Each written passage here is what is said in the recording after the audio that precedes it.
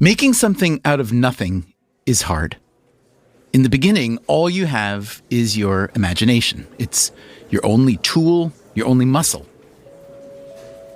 But if you are determined and lucky, that thing in your imagination can become real. And then if you are very lucky, people will pay to see it.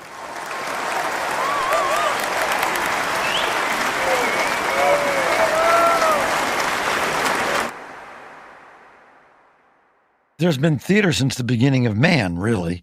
What is theater? What is going to theater and being in a theater? What is it? What happens? What transpires at that moment? It's the same as the oldest human endeavor of all, which is gossip. Theater is gossip. This is a crazy idea, I know, except that it's true. What do you do when you go to the theater? You overhear conversations. It's staged, but people are talking to each other, and you're listening to them. You're making assessments about their moral character, about their intentions, about what's going to happen. This guy's not trustworthy. She's ambitious and is concealing it. He's got designs on this. There's nothing more human and more basic to what human beings do than observing people interact and talking about it among themselves, gossiping. So theater is the most fundamental art of all. That is Rocco Landesman. I'm a Broadway producer and the former chair of the National Endowment for the Arts. I've known Rocco for a long time. He was one of the first important people I got to know when I was starting out as a writer in New York, and he was easily one of the most interesting too. Very sharp and also very blunt, with a reputation as a bit of a rogue, which he seemed to enjoy. When he was starting out, the thing in his imagination was a musical that he wanted to call Big River. The plan was to take an American literary classic, Mark Twain's Huckleberry Finn. It was my favorite novel. And set it to music with new songs by the country legend Roger Miller. I thought, and still do, think that Roger Miller is the greatest songwriter in American history. I'm a man of means by no means, king of the road. When Landesman heard that Miller was playing a club date in New York, he went to the show, and afterward he talked his way backstage. I said, I'd like you to write a Broadway musical. He basically didn't know what I was talking about. Not only had he never written a Broadway musical, he'd never seen one. So he kind of pawned me off into his wife, Mary. And she said, well, write a letter. I wrote him a letter and didn't get a reply. And your credentials as a producer at this point were what? Basically nil. I had been a professor at the Yale School of Drama for a number of years. I had no producing credential of any kind. My credibility was zilch. So I write a letter and don't get a reply. I write another letter and don't get a reply. I write another one and months go by and nothing's happening. I keep writing. And finally I got a call actually, from one of his managers who said, you seem to be pretty insistent about this and pretty serious. Why don't you meet with Roger and tell him what you have in mind? So Landesman flew out to Reno, where Miller was performing, and once again, he went backstage afterwards. It was one of the thrills of my life to be backstage with Roger Miller with his guitar and singing his songs. He didn't remember the lyrics to all of the songs, but I knew them all. So whenever we would come to a point where he couldn't remember a line, I knew it. And he said, so what's this about a musical? How does that work? I said, well, you have a book and you have a score. Someone writes the story and you have music and lyrics, and you're going to do the music and lyrics. And he says, but there's a book, right? I said, yeah. He says, well, get me the book. Now, there was no book yet. There wasn't anything. That's the show that I'll always love the most. It's like your first child. It's special to me. And it was also a show that I created. I came up with the idea. I put the whole team together. And luckily, it worked. It was a hit. It won 7 Tony Awards and Best Musical and ran over 1,000 performances. I wouldn't have a career if it weren't for that show. I wouldn't have a career at all. But of course, Landesman did have a career, a big one. He produced several more hits, a Guys and Dolls revival, Angels in America, The Producers, and he wound up running Jujamcyn Theaters, the third largest Broadway landlord.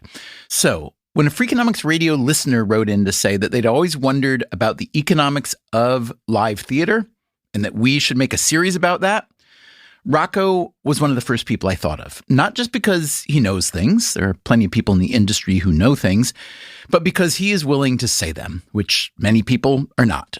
For instance, I asked him about a couple of recent Broadway disasters, $25 million musicals that bombed. It's a terrible investment, the Broadway theater. It's about like horse racing. I've owned racehorses and I've owned theaters and I've produced Broadway shows. 15 to 20% of the shows that are put on Broadway earn their money back. And it's the same with racehorses. 15 to 20% of the racehorses that race at the tracks earn their oats. Okay, so with such a terrible ROI for Broadway production... Why do people invest? They can't help themselves. They fall in love with the shows. So today on Freakonomics Radio, investors who fall in love with shows, performers who fall in love with the stage, and audiences who fall in love with the whole enterprise. There is, of course, one huge problem. The problem is that it's very, very expensive. There's no economy of scale. And there's no economy of mechanization. It's handmade live every night. So here's the question. In a time with so much entertainment, including an infinite stream of digital and virtual entertainments, how can it be that this very expensive, handmade, live every night thing even exists? Theater isn't going away. People telling stories is not going away. We take a hard look at theatrical finances. Are you trying to get me killed? We try to figure out what drives these creators. I feel like every theater maker has a secret desire to change the world. And we follow one new musical from the very beginning. One wrong decision, you're dead and you don't know it. To what will someday be the end. There's a long way to go. Yes, there is. There's a long way to go. I guess I should be knocking wood.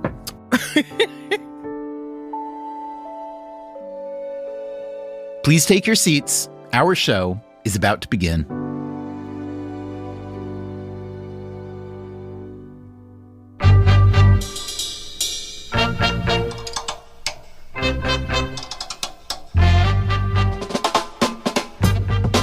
This is Freakonomics Radio, the podcast that explores the hidden side of everything, with your host, Stephen Dubner.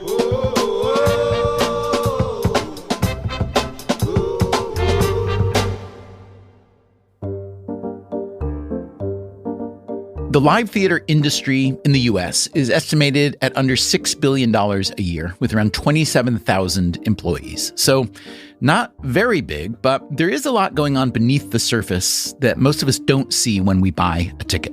You could imagine a pyramid with Broadway at the top. Broadway is both a goal and the engine that drives a lot of the activity further down the pyramid in regional and repertory theaters, most of which are nonprofits, in community theater, in high school and college theater, and in any number of church halls and garages and living rooms where someone decides to put on a show. But the Broadway economy is by far the most visible and the most influential. Over the past couple decades, it has gotten much more expensive to produce shows on Broadway, and ticket prices have also spiked. The average now is around $130. This leads some people to conclude that Broadway is unsustainable, that it is sick and perhaps dying. But keep in mind that people have been saying that forever. One of Broadway's many nicknames is the Fabulous Invalid, which comes from a Kaufman Hart play first produced in 1938. Lately, you may have seen encouraging headlines about Broadway box office, like when George Clooney decides to star in a play for a few months. This led one producer to complain that throwing movie stars at the Broadway model is just a way of cauterizing the bleeding. By the way, that producer was Scott Rudin, who had been sent into exile for throwing a stapler at his assistant, among other allegations. One thing about Broadway, it is not dull. This series won't be dull either. We will tell you about the real estate cartel that controls Broadway, the theatrical unions that get good wages for their members and drive producers absolutely crazy, the performers and other creatives who, in pursuit of their dreams, are willing to scrape by on relatively low pay. We thought the best way to tell this story was to follow one show. So that's what we'll do with plenty of tangents. The show we're going to follow began 5 years ago as nothing but an idea. It is now significantly through its gestation period, but not yet on Broadway, and with no guarantee it will ever get there. So let's start with the writer. My name is Joe DiPietro. I write plays and musicals.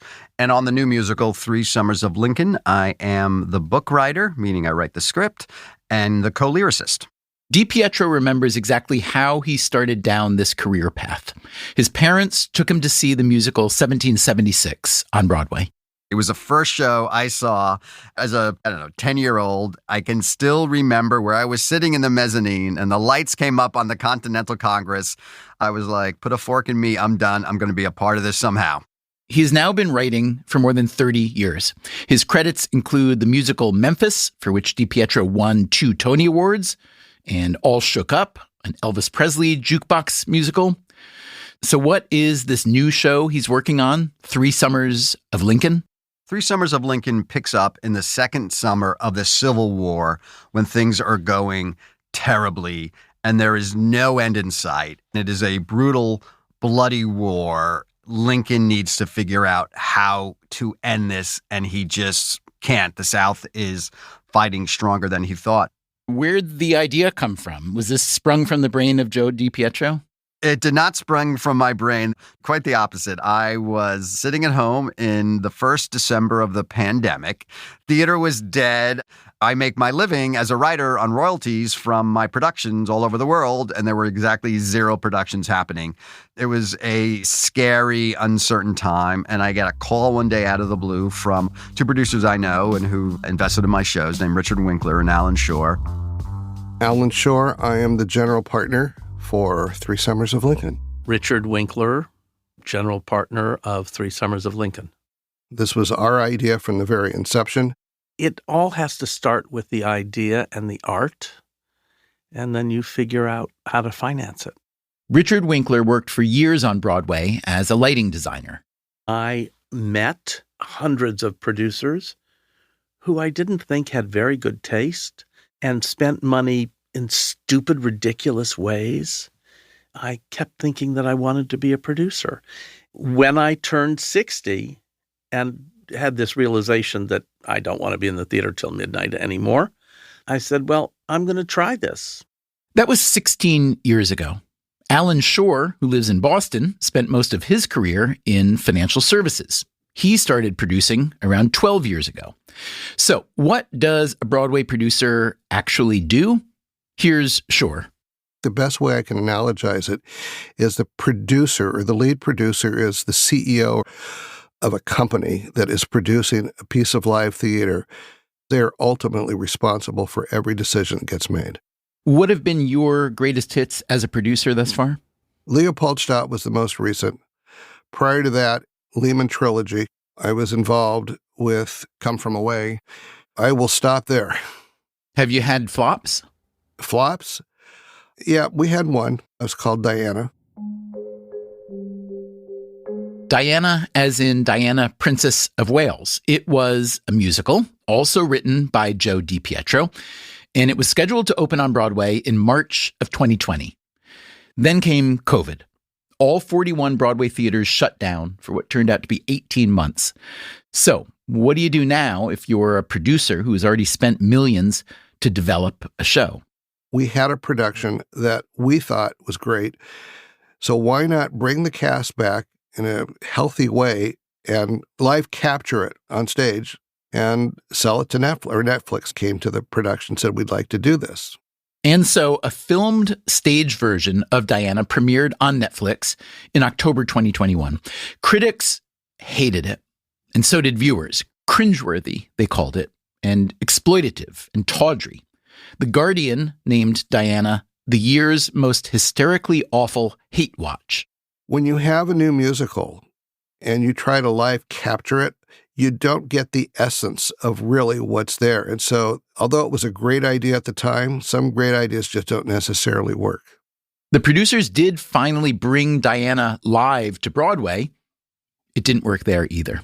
It closed after barely a month, and reportedly lost around $10 million. Maybe Princess Diana just wasn't the right character to build a new musical around. So how about Abraham Lincoln? I asked Alan Shore to explain the genesis of that idea. It first started the summer 2020 during COVID, where none of us had anything to do but sit around and think. Literally. When George Floyd was murdered, our president at the time had mentioned that he had done more for Black people than anybody since Abraham Lincoln.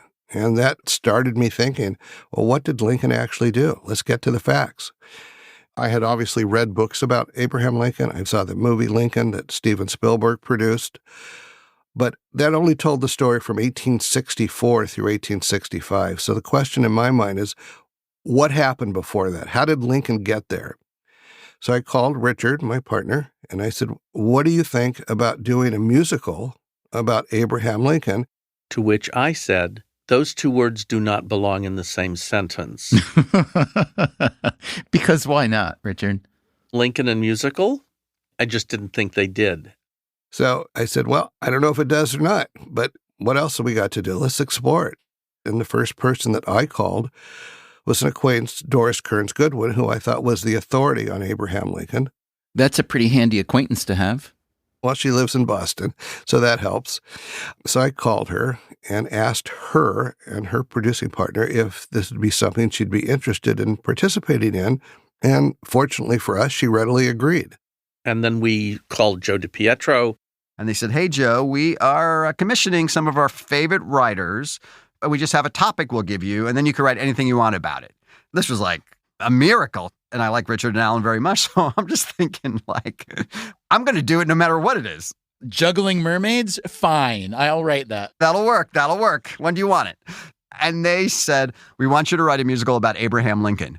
I don't think I said this out loud, but my first thought was absolutely not. That is a terrible idea. I'm just thinking, like, how does Lincoln sing? What is it about? And the Civil War? It was so awful. I was just thinking, like, no. Joe said, no, this is not a good idea. I don't want to do this. We talked him into a conversation with somebody else. And that was Doris Kearns Goodwin, was the other conversation? Yes. And they got along like a house afire. And then Joe said, well, let me do some research. And then I thought, well, you know, so many great musicals start out as terrible ideas, right? Name some. A hip-hop musical about a founding father. Terrible idea.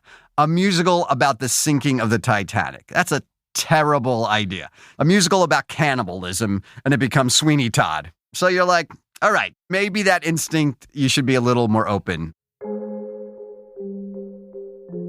The hip-hop musical about a founding father was, of course, Hamilton by Lin-Manuel Miranda. Hamilton was such a sensation that it seemed to change the rules for producers, creators, performers, the audience. It opened up new possibilities. But for Joe DiPietro, there was a puzzle to solve. Alexander Hamilton had been relatively obscure to most people. Abraham Lincoln, quite the opposite. There are more books published about Abraham Lincoln than anyone except for Jesus. And they're all, according to my calculation, about 800 pages long. I was like, I don't want to sit in my house during the pandemic reading 800-page books about the Civil War. Like, that is not fun. When you feel like you're getting overwhelmed by American political history, it must be nice to have Doris Kearns Goodwin on your side. She wrote a book called Leadership in Turbulent Times, which is about what she considers to be the four most effective presidents. I read this one chapter which said, during the last 3 summers of the Civil War, Mary Lincoln dragged Abraham to a place called the Soldiers' Home, which was the first U.S. home for indigent soldiers. It had a little cottage that the previous president, Buchanan, used as a summer getaway from the heat in the swamp of D.C. So he spent his 3 summers there, and I thought, oh, well, that 3 summers gives you structure. And it turns out those 3 summers were really consequential because the first summer, he came up with the idea and then at the very end of the summer decreed the Emancipation Proclamation. The second summer, one of his biggest critics, though on the same side as him, was the great abolitionist Frederick Douglass. And Frederick Douglass, who had been a thorn in his side, one day decides, I'm going to go to the White House and wait online with all of the other people who are waiting online to see the president, and I'm going to demand to speak with him and tell him that he's moving too slow in ending this war. So Frederick Douglass does that, and they talk, and they quickly recognize that they might not agree with their methods of how to end the war, but they couldn't deny each other's brilliance. And then the third summer, when things were really going bad, this time Lincoln calls Frederick Douglass because he has a mission for him that he thinks will help end the war. My question about this show is always, okay, fascinating historical thing, but how does it relate to today? How is it in conversation with activism today? And how is it in conversation with the presidency today? All of those questions. And once the Frederick Douglass aspect came in, they started to really interest me. Then I was like, I'll write an outline. Pay me a little money. Let me write an outline and see if I get hooked. DiPietro did get hooked, but he's a playwright, not a composer, and a musical isn't a musical without music. So, coming up after the break, a nation on the edge, on the verge, the center can't hold when two ideas can merge. Whoa, whoa, whoa. I'm Stephen Dubner. This is Freakonomics Radio. We will be right back.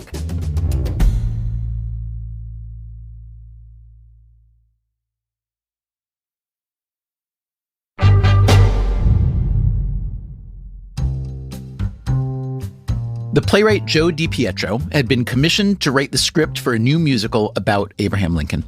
DiPietro is white, as was Lincoln, but the story is really about slavery, ending slavery. And the other main character is the black abolitionist Frederick Douglass. Given the subject matter of the show, I was like, it would be great to have a lyricist who would look at the subject matter from a different perspective than I did. Daniel J. Watts was a star dancer in a Broadway show I wrote called Memphis back in 2009. He was fantastic and has been in probably dozens of shows by now. He also, at the time, was a spoken word artist, a budding spoken word artist. I went to see his spoken word performances, and I was like, wow, God, he's really good. And so you thought, he can write. I thought he can write. I think I called him out of the blue in the pandemic when theater was literally dead. There was no hope and no future, and we were all broke. He was like, hey, there's this project I'm working on, and I need a co-lyricist.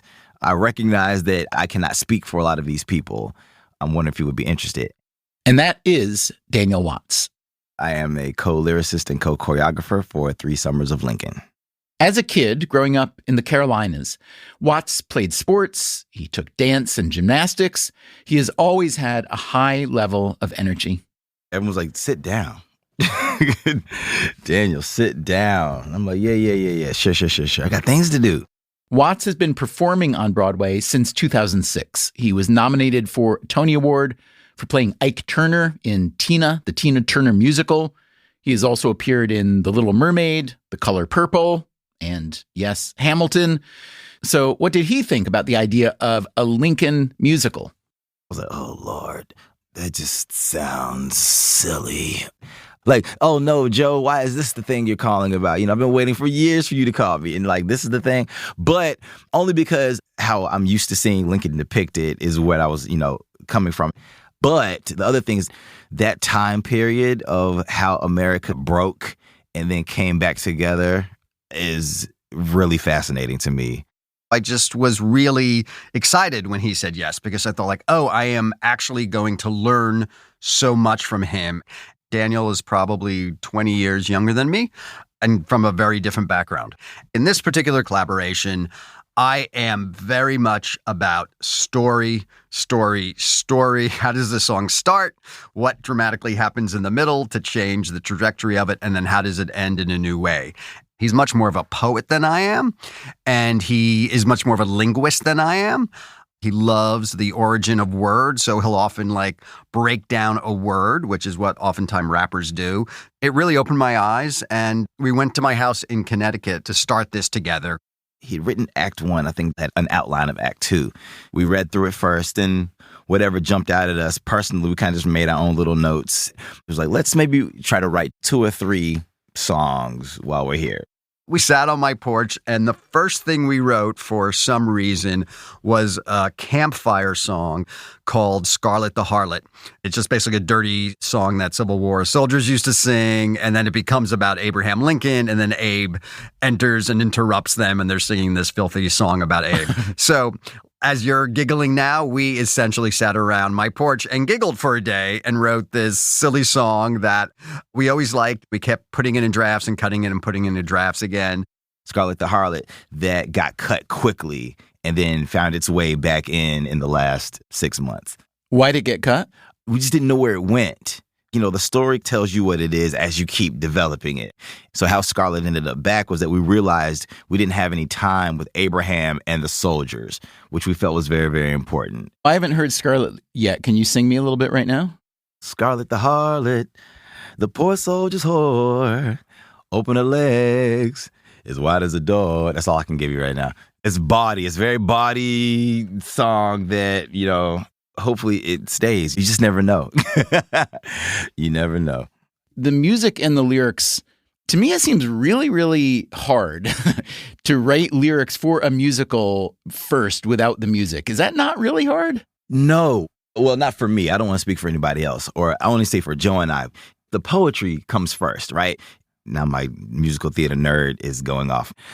In musical theater, first you say it, and then once the emotion overcomes you, you sing it. And if it's too much to sing, then you dance it. So it kind of goes the same way. Once you have lyrics, then you seek out composers that you think might both have music pouring out of them, but also would understand this story and want to apply their artistry to it.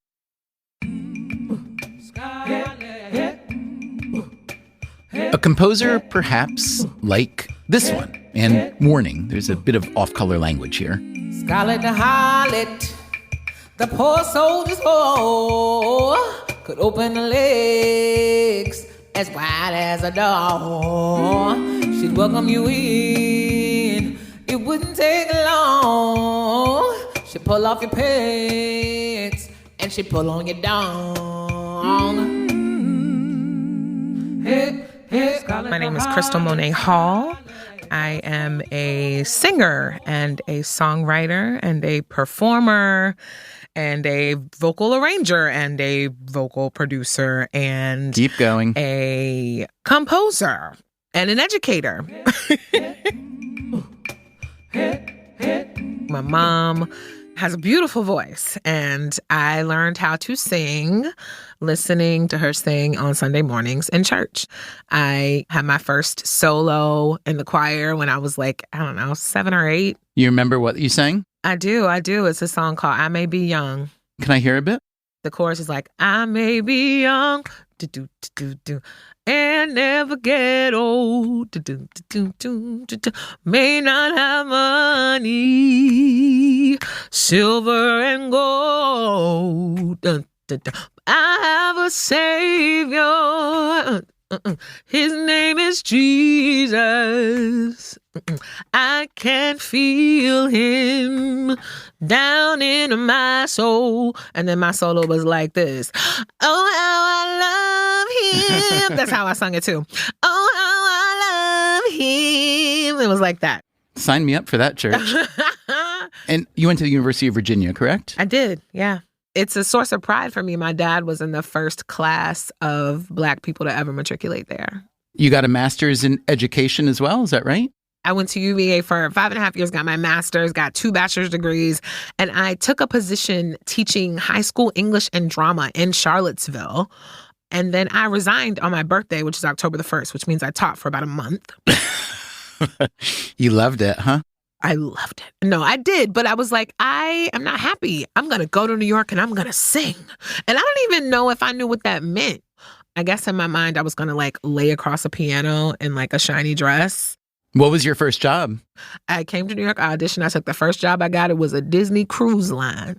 And the next thing that I got was the non-union tour of Rent. And I did that for a year. What's that like? It's like really short sits in cities. Like we would sleep on the floor of a bus. I mean, like a Greyhound bus. We didn't feel it at all. Could I do it today? Hell no. But then I was ready for the world, honey. I was a road dog. After I did that non-equity tour for a year, I went directly into the Broadway show. And you started as a swing, is that right? I started as a swing. I mostly played Joanna and Mrs. Jefferson, the Seasons of Love soloist. I closed it out, so I was there for about the last 4 or 5 years. Rent, like Hamilton, was another huge and groundbreaking Broadway hit, the kind of show that changes how people think about what's possible. Later in this series, we'll hear from Jeffrey Seller, a lead producer of both Rent and Hamilton. For Crystal Monet Hall, performing in a Broadway hit was a great gig, but even a union acting job barely covers the rent when the rent is in New York City. Almost every theatrical performer has a side hustle. Hall taught herself guitar and began writing songs. She went on tour with Mickey Hart of the Grateful Dead, and she released a record of her own. At one point, she moved to California, but she soon came back to New York. She performed in the Alicia Keys jukebox musical Hell's Kitchen at the Public Theater before the show moved to Broadway. And then she got a call from Joe DiPietro and Daniel Watts about a new musical they were writing called 3 Summers of Lincoln. Here's DiPietro again. She had a self-titled debut album, and I was like, oh, I really like the sound of this, and I love what she does with melody. And so we had a chat, and we gave her the script, and we said, pick 2 or 3 songs and write something and send it to us. What'd she pick? What I very clearly remember her picking is the opening number, which is called 90 Day War. Initially, the Civil War, everyone thought it would last 90 days. And so by the second summer of the Civil War, it was over 400 days. And the big thing is an opening number. You want to introduce the sound of the show. All of those people sitting in the audience say, okay, you're writing a show about Abraham Lincoln. Prove that this is a good idea. Prove that this isn't Hamilton. Prove it's not 1776. Prove you have your own voice. The first lyrics in 90 Day War are a nation on the edge, on the verge. The center can't hold when 2 ideas can't merge. Can I hear a little bit of that? So it starts with everybody goes, whoa, which I thought was so cute because it sort of sounds like the word war. But it like goes, whoa, a nation on the edge, on the verge, the center can hold when 2 ideas can merge. Whoa, whoa, you know what I mean? Suddenly we're in some sort of rock thing, but we're like in 6/8 and there's this military snare under it. The other song that she wrote was Pounding on the Rock, which now opens Act 2. That is a song when Frederick Douglass and his son are trying to recruit folks for the 1st Black Regiment. We have the backing of the presidency. Pounding, we must keep pounding, pounding on the rock. They're up in New England trying to get young black men to sign up for this war that young black men don't know why they should be fighting and dying for, this country that has let them down at every place imaginable. It's this sort of rousing number. And I remember listening to her demo, and minute into it, without realizing it, I find myself standing up and like happily bouncing around my apartment. And the music was, I wanted to join the army. It was just so exciting. I was like, I want to be in a room with this person for the next 2 years, 3 years, 4 years, however long it takes to create this musical. 2 years, 3, 4 years. Yes, it can easily take that long to create a musical. And who pays for all this? Well, it depends. In this case, the producers Alan Shore and Richard Winkler were writing the checks. Here's Shore. Initially, my partner and I put up all the money. The reason for that, having come from the financial world, I've always looked at myself as a fiduciary. I am not willing to ask other people to put money into something that I don't feel comfortable with. And until we got to the point with 3 Summers of Lincoln where we believed that we had something special, it was only at that point that we decided, okay, we're going to move to the next step. It's very expensive, and we will bring in outside investors. At what point was that?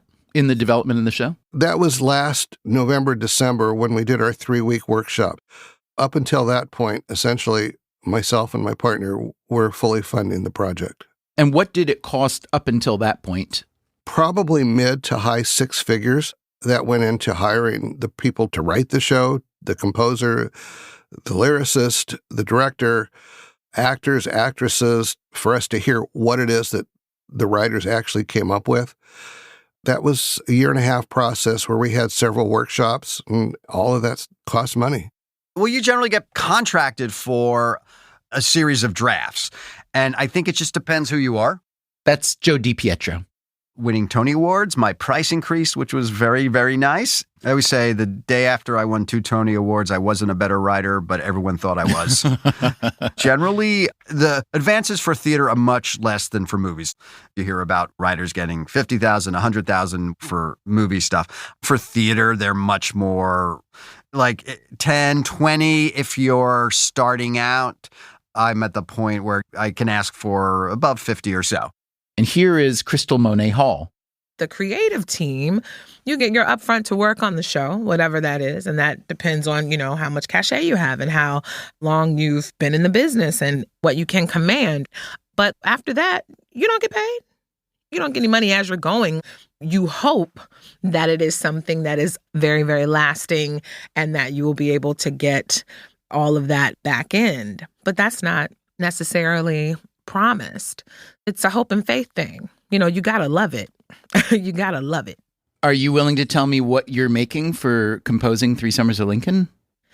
I can say that first-time composers are generally making for an upfront between $18,000 and $25,000. Right now, I am inside of the dream. And that's Daniel Watts. Like, I literally flew in yesterday morning from Chicago because I'm on a TV show called The Chi. I was like, hey, guys, I got to go fly back here to jump right into a workshop of a musical that I'm the co-lyricist and co-choreographer of. Little me is like, yeah. Older me is like, Daniel, you're doing a lot. How does your salary shooting a TV show compare to your salary and the time it takes also creating a musical? Oh, it's night and day. It's just different economics. When it comes to theater, there is a fixed amount of tickets that can be sold. There's only so much money that can come in. Also in theater, you can only get paid if you're there. So if you miss a show, you lose pay. You get docked. That's just the economics of it. Versus TV film, I can show up and hit it, and then I don't have to remember anything. I can leave it. I shot my whole episode in 2 days. That was 2 days of shooting, and I make a lot more money doing that. And there's also a residual check on the other side once it airs. So by the time 3 Summers of Lincoln makes it to Broadway, assuming it makes it to Broadway, you will have been working on it for years by then, right? Yes. Years. And the fee that you get for being the co-lyricist and choreographer on this show, you could make that much money in how many days or weeks of shooting TV or film? I can make that in an episode. Oh, my God. I made it this weekend. So basically, we should be very grateful to TV and film for subsidizing theater work. Essentially, honestly, yeah. The punishing economics notwithstanding, there came a time when the writing team of DiPietro, Watts, and Hall had a real live Lincoln musical on paper ready to get up on its feet. But if you're going to make a musical about a big-time historical figure, you will need a performer just as big-time to play the role. Brian Stokes Mitchell is an incredible star. He is exactly the right person to play the role. That's coming up after the break. I'm Stephen Dubner, and this is Freakonomics Radio.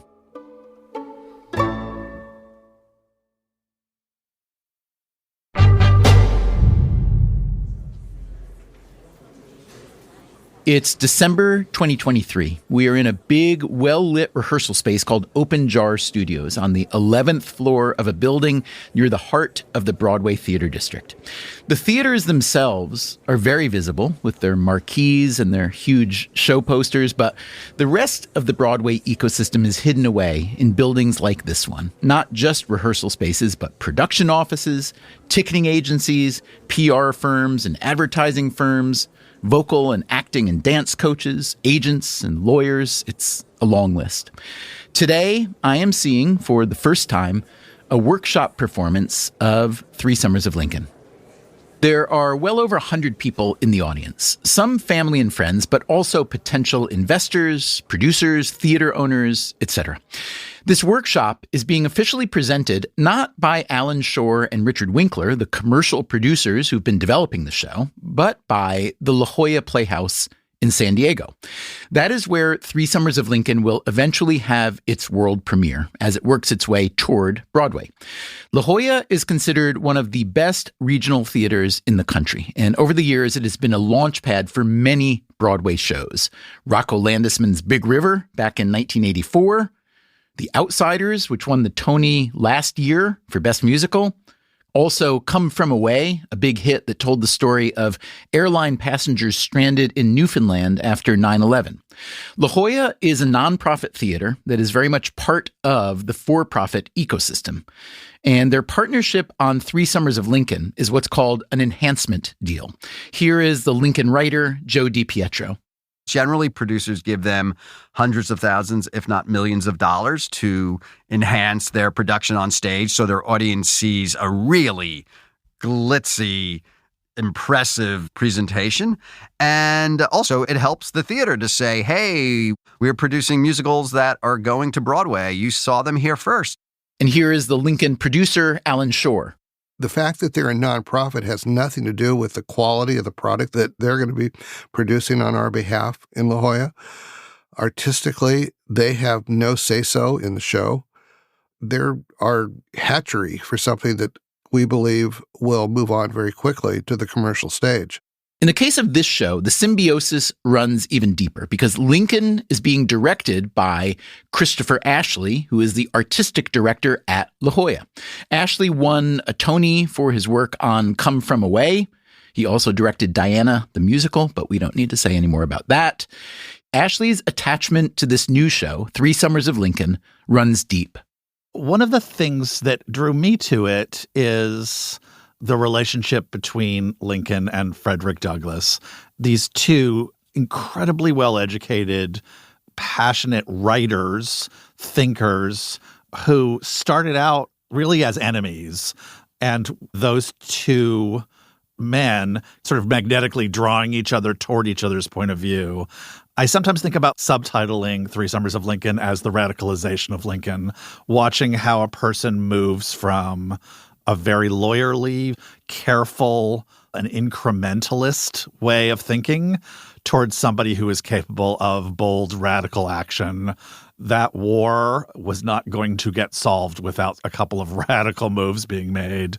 There were so many people who were so deeply economically invested in the institution of slavery, and how you say, I understand that and I don't care. That there is a moral imperative here that transcends the economic motive. And that seems to me like it's got a lot of resonance and applications in the current world. And now, in this big rehearsal studio, the cast of Three Summers of Lincoln is spread out in a semicircle. They have their scripts in front of them on music stands. There will be some standing and some sitting, but no real moving about, and certainly no choreography. There are also no costumes, no props, no scenery. This is just a chance to hear and feel the story and the songs with real performers. The show opens on a tap dancer who has a prosthetic leg. His missing leg represents the war wounded. His tapping mimics a telegraph. For the purposes of this workshop, there is a narrator to fill in some details. We see text projected on the walls. June 1862. The war has been raging for 430 days. Estimated casualties, 53,864.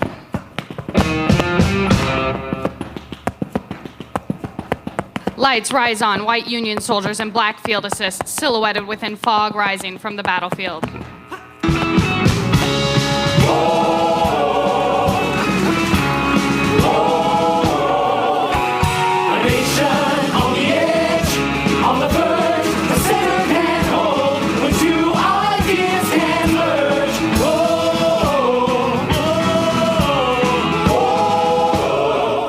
And And seated at the center of all this is Abraham Lincoln, played by Brian Stokes Mitchell. Lincoln has just arrived at the Soldiers' Home, where his wife Mary has promised he will find some peace and a pleasant breeze.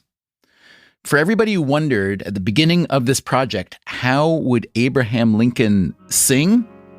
Well, this is how he sings. The burden I hold, the coming deaths untold, how to keep this union intact. Once a country loses its mind, can it ever get it back? Where's the idea? Where's the breeze? Where is the inspiration to ease these troubles, these tensions, these unmentioned terrors? How to mend these dissensions between men and their errors? Where's the breeze? La da da da da da. Where's the breeze? Brian Stokes Mitchell is an incredible star.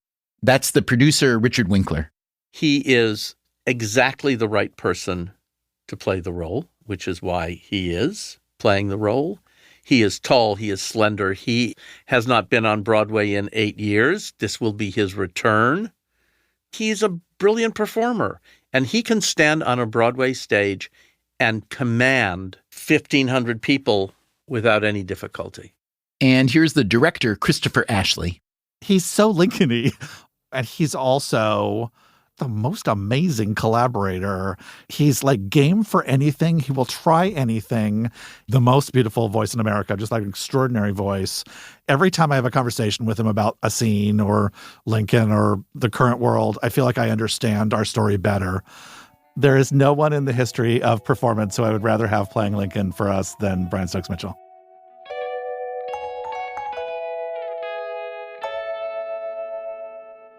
Stokes, as everyone calls him, is one of the most beloved Broadway performers of his era.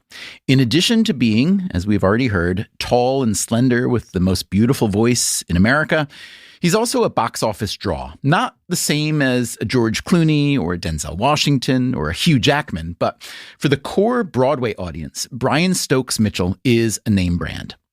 In the 1990s, he appeared in Ragtime as Coalhouse Walker Jr., a Harlem musician navigating lost love, racial injustice, and violence. In 2000, he won a Tony for his performance in Kiss Me, Kate. Stokes is black, but he doesn't always play black characters.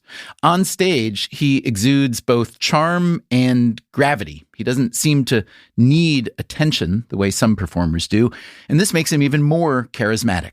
Offstage, he's known as kind and caring. He was a founding member of Black Theater United and chair of the Entertainment Community Fund, a leading man in every way. The 3 Summers of Lincoln team was thrilled to have Stokes developing the role of Abraham Lincoln from the ground up. Here's Joe DiPietro again.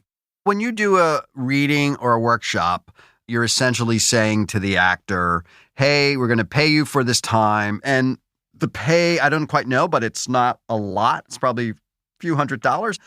Not only are we auditioning the folks in it, but Brian Stokes Mitchell is seeing how it fits with him, if he enjoys it, if he thinks he really wants to play this role.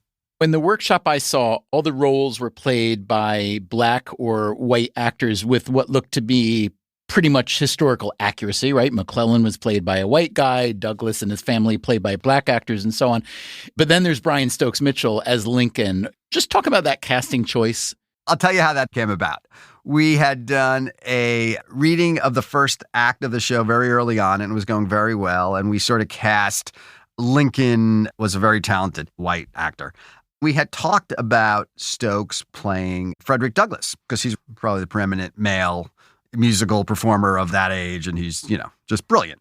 So we're writing the show, and Crystal goes, the way I'm writing these characters, the Lincoln character has a much more traditional theatrical voice, and Douglas is much more soulful, and, Stokes is super talented, but that's not where he lives as a performer.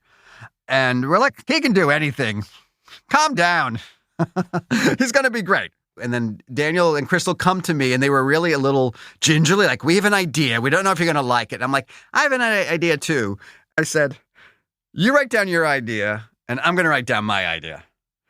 We do that, and we both on a little piece of paper wrote Stokes as Lincoln. Oh my gosh. So Daniel and Chris, who both were friends with him and had worked with him, said, hey, we have an idea for a show we want to pitch to you. So they take him out to dinner.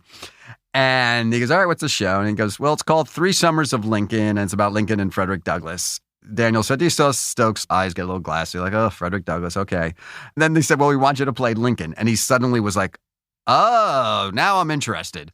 And a black man playing him is certainly provocative, especially if every other role in the show is cast according to the race that historically they would be.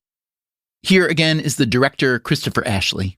The Frederick Douglass and Lincoln relationship lives so much at the center of this musical.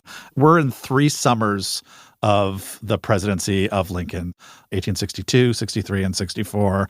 They didn't actually meet until 63 in person. So we have the interesting problem dramatically of how do you have 2 central characters who don't meet until after your intermission? So you have to kind of get them into contention and interaction from afar before they finally collide. And here's how that happens. Douglas is played by Quentin Earl Darrington, a phenomenally intense and talented performer who appears in the first act essentially in split screen with Lincoln. My name is Frederick Douglass, and let it be known, here I am. Did the man actually say the Constitution gives him no authority to end the inhumanity of slavery? This is what happens when you elect a lawyer president. If the Constitution protects a gross injustice, you don't equivocate. You don't hesitate. You change the goddamn Constitution.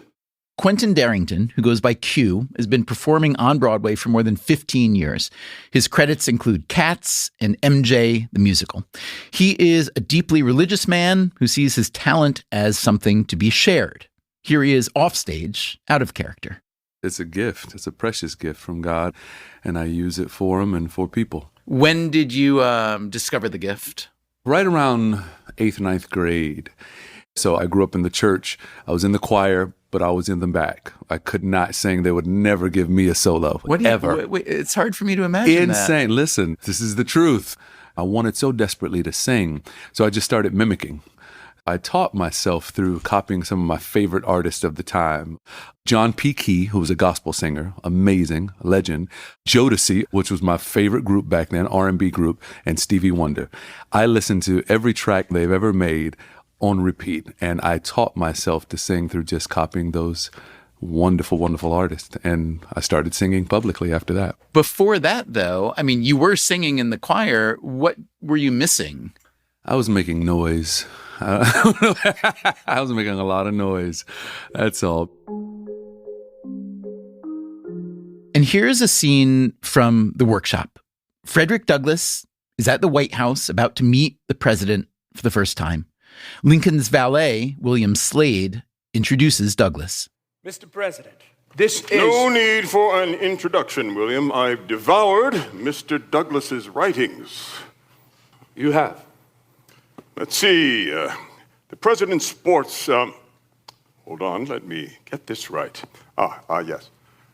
The president sports pride of race and blood and contempt for Negroes. Is that what you said? Yes. Well, judging by your verbiage, I assume you're an avid reader. So we have much to discuss. Sit, please. He threw me off my game. He didn't seem to judge.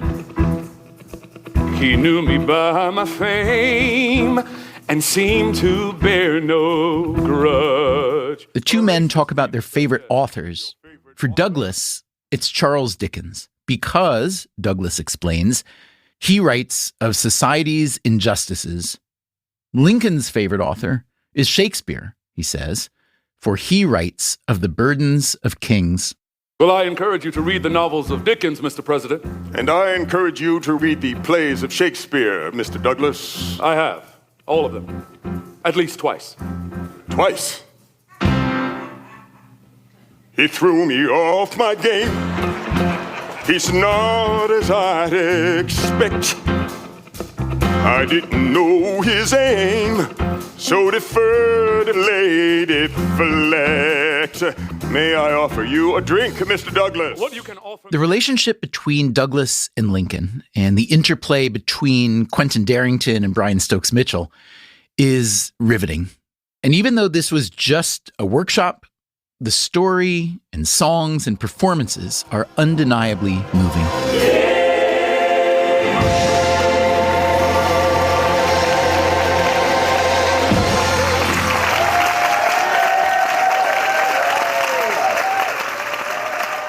I was sitting next to Debbie Buchholz, who runs the La Jolla Playhouse. As soon as the performance was over, a friend rushed up to her and said, "You better start practicing your Tony speech." Later, I spoke with the commercial producers, Alan Shore. I think without exception, everybody went away thinking this is really something special. And Richard Winkler. I have gone to hundreds of these, not of mine, but colleagues. At the end of it, if people leave right away and say, "Thank you very much, congratulations, it's really nice, let's be in touch," that tells you one thing about what they saw. If they stay around for an hour and talk to each other and talk to the cast, to the point that the producer has to say, "Ladies and gentlemen, I'm really sorry. Our rental of this room ends in 3 minutes. Could you please leave?" Well, that's what happened on Friday. You were there. I was there. I was the one who had to say, "Folks, our rental is over in 3 minutes." People don't hang around at the end if it's not great. They just don't. It was exciting to see and hear so much excitement, to see the coming together of a story that was just a flicker in someone's imagination, to see it live and breathe and make people laugh and gasp and grieve. The gestation period for a new musical is so long and difficult and expensive that every time it moves forward, it feels like a major accomplishment. But there's a lot more to be done. Next will come some rewrites, and then more workshopping with the actors, and then a whole other layer of creative work that will feed into the production at La Jolla. Lighting design and scenic design, costumes and choreography. The La Jolla Playhouse has a strong subscriber base, and this new Lincoln show has begun to catch their attention. Subscribers are particularly jazzed about Brian Stokes Mitchell in the lead role. To have a performer of that caliber star in a new Broadway-bound musical at a regional theater is a real attraction. But then, one day before tickets go on sale for the world premiere of 3 Summers of Lincoln, I hear from one of the show's producers. Brian Stokes Mitchell has quit the project. Personal reasons. That's all anyone is saying. Everyone is shaken. Rumors fly. We'll hear more about that later in the series. Coming up next time, in part 2, is the theater business actually a business? We're not a real business. We go up and we go down. We have hits, but in between those hits, we have 4 flops in a row. That's next time on the show. Until then, take care of yourself. And if you can, someone else too. Freakonomics Radio is produced by Stitcher and Renbud Radio. You can find our entire archive on any podcast app, also at Freakonomics.com, where we publish transcripts and show notes. This series is being produced by Alina Kuhlman, and we had research assistance from Julie Canfer. This episode was mixed by Jasmine Klinger, with help from Jeremy Johnston. The Freakonomics Radio Network staff also includes Augusta Chapman, Dalvin Abawaji, Eleanor Osborne, Ellen Frankman, Elsa Hernandez, Gabriel Roth, Greg Rippin, John Schnars, Morgan Levy, Neil Carruth, Sarah Lilly, Teo Jacobs, and Zach Lipinski. Our theme song is Mr. Fortune by the Hitchhikers, and our composer is Luis Guerra. As always, thanks for listening. Nice work if you can get it, yeah? Yes, and that should have been a hit too. I was a co-producer on that.